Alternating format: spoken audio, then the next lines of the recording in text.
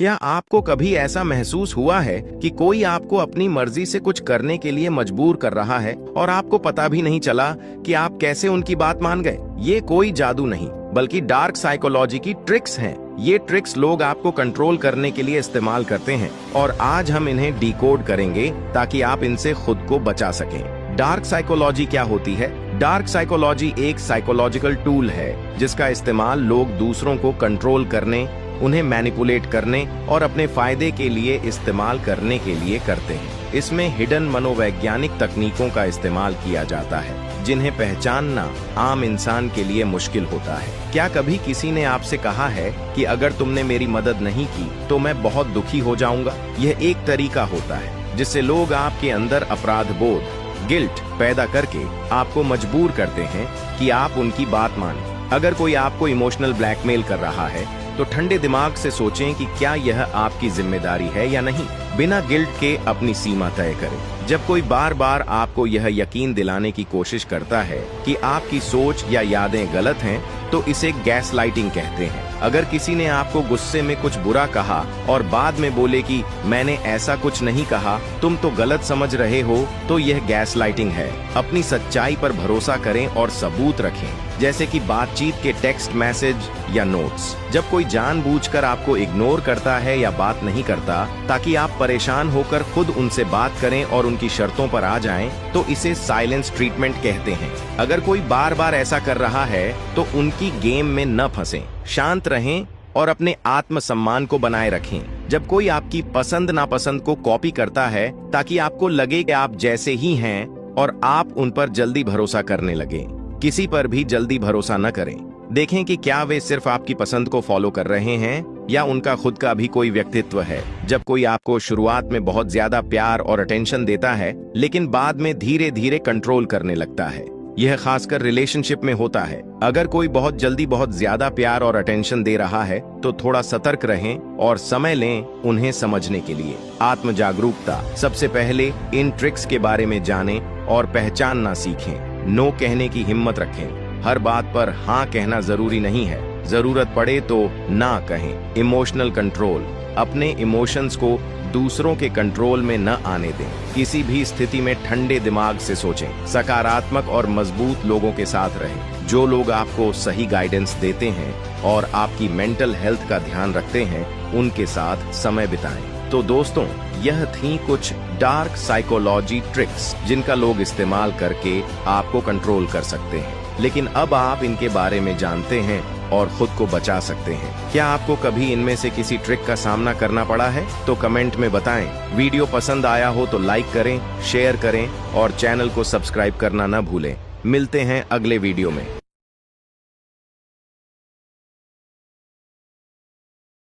एक छोटे से गांव में रहने वाला अमित नाम का एक लड़का था। उसकी सोच यही थी कि जो कुछ भी किस्मत में लिखा है वही होगा। वह हमेशा यह सोचकर बैठा रहता कि उसकी जिंदगी में कुछ भी बड़ा नहीं हो सकता, क्योंकि वह एक गरीब परिवार से आता है। पढ़ाई में भी उसकी रुचि नहीं थी, क्योंकि उसे लगता था कि वह कितना भी मेहनत कर ले, टॉप करने वाले बच्चे तो अमीर और होशियार ही होते हैं। लेकिन उसकी यह सोच तब बदलनी शुरू हुई जब उसके गाँव में एक सेमिनार हुआ जिसमें एक सफल बिजनेसमैन आए। उन्होंने कहा, अगर तुम मानते हो कि तुम नहीं कर सकते तो तुम कभी नहीं करोगे, लेकिन अगर तुम यह मान लो कि तुम कर सकते हो और हर दिन कुछ नया सीखने के लिए मेहनत करो तो कोई तुम्हें रोक नहीं सकता। अमित के मन में यह बात बैठ गई। उसने पहली बार यह समझा कि उसकी असफलता का कारण उसकी परिस्थिति नहीं बल्कि उसका फिक्स्ड माइंडसेट था। क्या होता है फिक्स्ड माइंडसेट और ग्रोथ माइंडसेट? फिक्स्ड माइंडसेट वह सोच है जिसमें लोग मानते हैं कि मैं जैसा हूँ वैसा ही रहूंगा, मैं बदल नहीं सकता। ग्रोथ माइंडसेट वह सोच है जिसमें लोग मानते हैं कि सीख कर, मेहनत करके और अनुभव से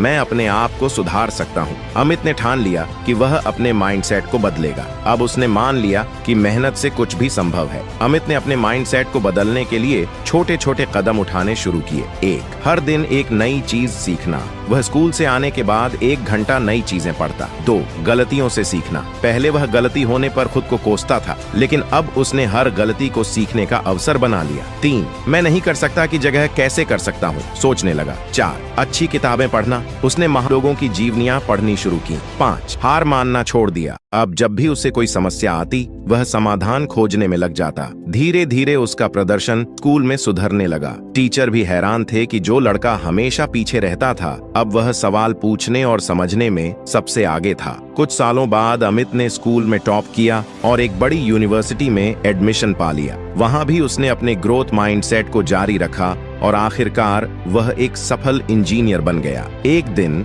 उसी गांव में जब वह एक सेमिनार देने आया तो उसने वही बात दोहराई जो कभी एक बिजनेसमैन ने उसे कही थी। अगर तुम मानते हो कि तुम नहीं कर सकते तो तुम कभी नहीं करोगे, लेकिन अगर तुम यह मान लो कि तुम कर सकते हो और हर दिन कुछ नया सीखने के लिए मेहनत करो तो कोई तुम्हें रोक नहीं सकता। सोच बदलो, जिंदगी बदल जाएगी। ग्रोथ माइंडसेट अपनाने का मतलब है कि आप अपनी सीमाओं को तोड़कर आगे बढ़ सकते हैं। अगर आप अपनी सोच बदलते हैं तो आपके जीवन के परिणाम भी बदलने लगते हैं। असफलता को एक सबक मानो, हर दिन कुछ नया सीखो और खुद पर विश्वास रखो। यही सफलता की असली कुंजी है। कम बोलें, ज्यादा करें, एक्शन लेने की ताकत को समझें। गांव के पास एक छोटा सा कस्बा था जहां रवि नाम का एक युवक रहता था। वह बचपन से ही बड़े बड़े सपने देखता था। वह हमेशा अपने दोस्तों और परिवार के सामने कहता कि एक दिन वह बहुत बड़ा आदमी बनेगा, लेकिन समस्या यह थी कि वह सिर्फ बातें करता था, कोई ठोस कदम नहीं उठाता था। रवि के दोस्त अक्सर उसकी बातें सुनते और हंसते हुए कहते, यार सपने देखना अच्छी बात है, लेकिन जब तक तुम कुछ करोगे नहीं तब तक कुछ बदलेगा नहीं। लेकिन रवि उनकी बातों को नजरअंदाज कर देता। एक दिन कस्बे में एक अनुभवी व्यापारी श्री वर्मा आए। उन्होंने गांव के युवाओं को एक सभा में बुलाया और कहा, सफलता सिर्फ बातों से नहीं आती बल्कि मेहनत और एक्शन से आती है। उन्होंने एक कहानी सुनाई।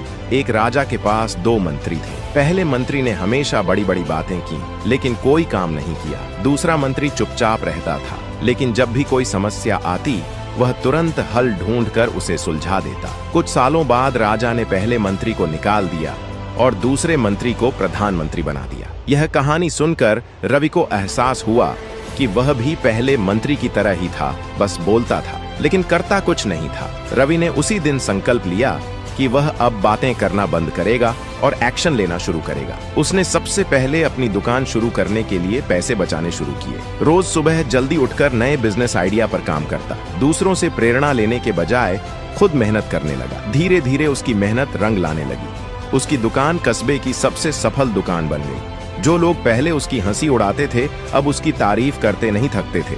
रवि की कहानी हमें सिखाती है कि बातें करने से कुछ नहीं बदलता, लेकिन जब हम सच में कदम उठाते हैं तो सफलता निश्चित होती है।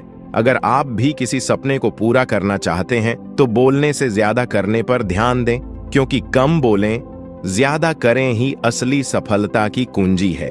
खुशहाल और सफल जीवन जीने के मंत्र। सपना जो सुकून छीन ले गया। राजीव एक महत्वाकांक्षी युवा था। उसका सपना था एक बड़ा बिजनेस खड़ा करना, खूब पैसा कमाना और अपने माता पिता को गर्व महसूस कराना। वह दिन रात मेहनत करता, कई बार तो खाने पीने और सोने का भी ध्यान नहीं रखता। कुछ ही सालों में उसकी मेहनत रंग लाई और उसने एक सफल कंपनी बना ली। लोग उसकी तारीफ करने लगे।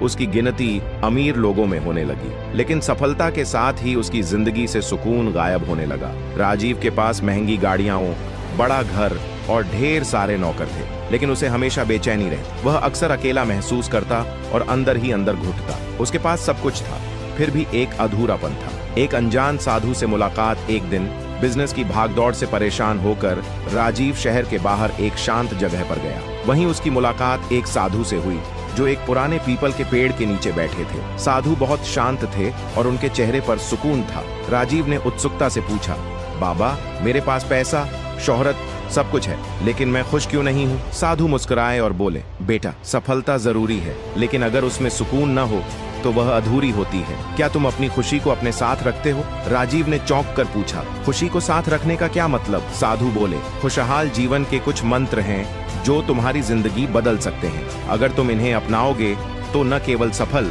बल्कि आनंदित भी रहोगे। खुशहाल जीवन के मंत्र। संतुलन बनाए रखो। सफलता जरूरी है, लेकिन उसका मतलब यह नहीं कि अपने परिवार, सेहत और दोस्तों को भूल जाओ। असली आनंद तब आता है जब हर चीज का संतुलन होता है। वर्तमान में जियो। लोग या तो अतीत की चिंता करते हैं या भविष्य की।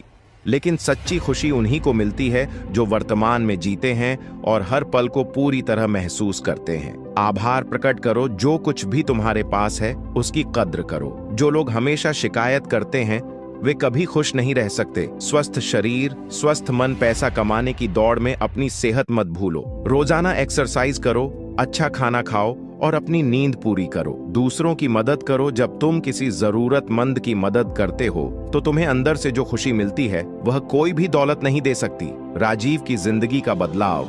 राजीव ने साधु की बातें ध्यान से सुनी और सोचा, मैंने पैसा कमाने के लिए अपनी जिंदगी की सबसे जरूरी चीजें खो दी, शांति, रिश्ते और सेहत। उसने फैसला किया कि अब वह अपनी जिंदगी में संतुलन लाएगा। उसने अपने परिवार के साथ समय बिताना शुरू किया, अपने पुराने दोस्तों से मिला, अपनी सेहत पर ध्यान दिया और जरूरतमंद लोगों की मदद करने लगा। धीरे धीरे उसने महसूस किया कि अब वह पहले से ज्यादा खुश और हल्का महसूस कर रहा है। उसकी कंपनी भी पहले से बेहतर चलने लगी क्योंकि अब वह तनाव मुक्त होकर सोच पाता था। सफलता और खुशी साथ साथ चल सकते हैं। राजीव की कहानी हमें यह सिखाती है कि सफलता का असली मतलब सिर्फ पैसा कमाना नहीं, बल्कि संतुलित और आनंदमय जीवन जीना है। जब हम अपने परिवार, सेहत और खुशी का ध्यान रखते हैं तभी हमारी सफलता का असली मजा आता है। तो याद रखें, खुशहाल जीवन के लिए सफलता जरूरी है, लेकिन सफलता के साथ खुशी और संतुलन बनाए रखना उससे भी ज्यादा जरूरी है। अकेले सफलता कैसे पाएं? बिना किसी सहारे आगे बढ़ें। अर्जुन की संघर्षपूर्ण सफलता। अर्जुन एक छोटे से गांव का रहने वाला था। उसके माता पिता का बचपन में ही देहांत हो गया था और उसका कोई भाई बहन भी नहीं था। रिश्तेदारों ने उसे सहारा देने की बजाय ताने मारने शुरू कर दिए। लेकिन अर्जुन के दिल में एक सपना था, वह एक बड़ा बिजनेसमैन बनना चाहता था। संघर्ष की शुरुआत। गांव में कोई अवसर नहीं था, इसलिए उसने शहर जाने का फैसला किया। उसके पास बस थोड़े से पैसे थे जो किसी काम के नहीं थे, लेकिन उसके इरादे मजबूत थे। वह शहर में आया और सबसे पहले एक छोटी सी दुकान में हेल्पर की नौकरी करने लगा। लोग उसे ताने मारते, तू अकेला क्या कर लेगा? लेकिन अर्जुन ने इन शब्दों को अपनी प्रेरणा बना लिया। सीखने का जज्बा। अर्जुन हर दिन दुकान में सिर्फ काम ही नहीं करता था, बल्कि व्यापार के गुण भी सीखता था। उसने ध्यान दिया कि ग्राहक किस तरह सामान खरीदते हैं, कौन सी चीजें ज्यादा बिकती हैं और एक अच्छा व्यापारी कैसे बात करता है। उसने अपने मालिक से हर छोटी बड़ी चीज पूछनी शुरू कर दी। मालिक को लगा कि यह लड़का मेहनती है, इसलिए उन्होंने उसे दुकान में ज्यादा जिम्मेदारी देनी शुरू कर दी। पहला कदम सफलता की ओर। कुछ सालों तक कड़ी मेहनत करने के बाद अर्जुन ने थोड़े पैसे जमा किए। अब वह खुद का एक छोटा बिजनेस शुरू करना चाहता था। उसने सोचा कि क्यों न वही सामान बेचा जाए जो उसकी पुरानी दुकान में सबसे ज्यादा बिकता था। उसने अपने जमा किए हुए पैसे से एक छोटी सी दुकान किराए पर ली और खुद ही सामान लाकर बेचने लगा। सफलता का सफर शुरू में बहुत मुश्किलें आईं। कभी ग्राहक नहीं आते, कभी मुनाफा नहीं होता, लेकिन अर्जुन ने हार नहीं मानी। वह ग्राहकों के साथ अच्छा व्यवहार करता, ईमानदारी से काम करता और धीरे धीरे उसकी दुकान मशहूर होने लगी। कुछ सालों में उसकी दुकान एक बड़ा स्टोर बन गई। अकेले लेकिन मजबूत अब अर्जुन एक सफल बिजनेसमैन बन चुका था। जिसने कभी कहा था कि तू अकेला क्या कर लेगा, वही लोग अब उसकी तारीफ करते थे। लेकिन अर्जुन जानता था कि यह उसकी मेहनत, धैर्य और अकेले अपने दम पर किए गए संघर्ष का नतीजा था। शिक्षा। अगर आपके पास कोई सहारा नहीं है तो घबराने की जरूरत नहीं। अकेले भी सफलता पाई जा सकती है। बस आपको सही दिशा में मेहनत, सीखने की चाह और धैर्य रखना होगा। दुनिया चाहे कुछ भी कहे, अगर आप खुद पर विश्वास रखते हैं तो सफलता एक न एक दिन जरूर मिलेगी। अगर आपको यह वीडियो पसंद आया हो तो इसे लाइक और शेयर करें और ऐसे ही रोचक और जानकारीपूर्ण वीडियो के लिए हमारे चैनल को सब्सक्राइब करना न भूलें। अगले भाग के लिए सब्सक्राइब करें।